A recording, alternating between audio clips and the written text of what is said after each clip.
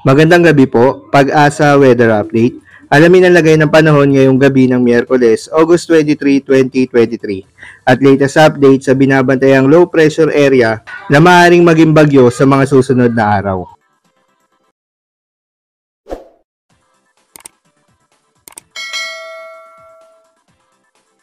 Narito ang weather update sa araw ng Miyerkules, August 23, 2023.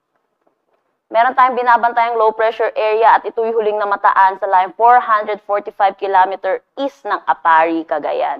Dulot ng trough nitong low pressure area, asahan natin na magiging maulap ang panahon dito sa Cordillera Administrative Region at Cagayan Valley.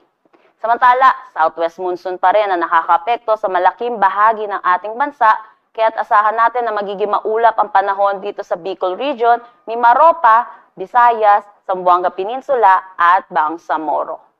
Dito naman sa Metro Manila at nalalabing bahagi ng ating bansa, asahan natin na magiging maaliwalas ang panahon, pero may mga tsansa pa rin ng localized thunderstorm sa hapon at sa gabi.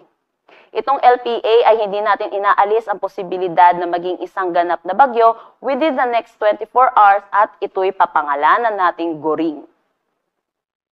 Dako naman tayo sa magiging panahon natin bukas dito sa Luzon. Ang Calayan Islands, Puerto Princesa at Legazpi, asahan natin na magiging maulap ang kanilang panahon dulot ng southwest monsoon.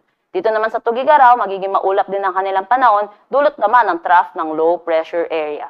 Para naman sa nalalabing bahagi ng Luzon, asahan natin na magiging maaliwalas ang kanilang panahon pero hindi mawawala ang mga tsansa ng localized thunderstorm sa hapon at sa gabi.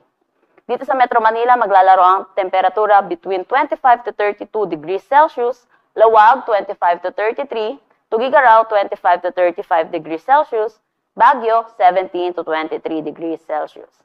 Sa Tagaytay, 23 to 30, Legazpi 25 to 31.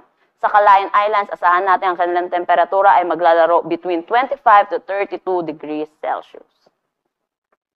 Para naman sa magiging panahon natin bukas dito sa Visayas at Mindanao, itong western sections ng Visayas ay makakaranas sila ng maulap na panahon dulot pa rin ng southwest monsoon. Samantala sa nalalabing bahagi ay makakaranas naman sila ng maaliwalas ng panahon pero hindi mawawala ang mga tsansa ng localized thunderstorm sa hapon at sa gabi. Dito sa Iloilo, maglalaro ang temperatura between 25 to 32, Cebu 24 to 31, Tacloban 25 to 32. Sa Zamboanga naman, 24 to 32, Cagayan de Oro, 24 to 31, at Davao, 25 to 33 degrees Celsius. Dako naman tayo sa magiging panahon within the next 3 days dito sa malaking bahagi ng ating bansa. Dito sa Metro Manila, Baguio City, Legazpi City, Metro Cebu at Metro Davao, asahan this Friday na magiging maaliwalas ang panahon. Pero pagdating ng Saturday, dito dulot ng combined effect ng southwest monsoon at trough ng low pressure area, makakaranas ang Metro Manila na maulap na panahon. Samantala dito sa Legazpi, asahan din natin na magiging maulap ang kanilang panahon, dulot pa rin ng habagat.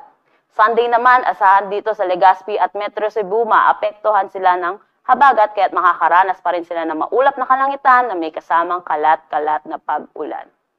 Dito naman sa Metro Manila, maglalaro ang temperatura between 25 to 33, Baguio City 17 to 23, Legazpi 25 to 32, Metro Cebu 25 to 33, at Metro Davao 25 to 33.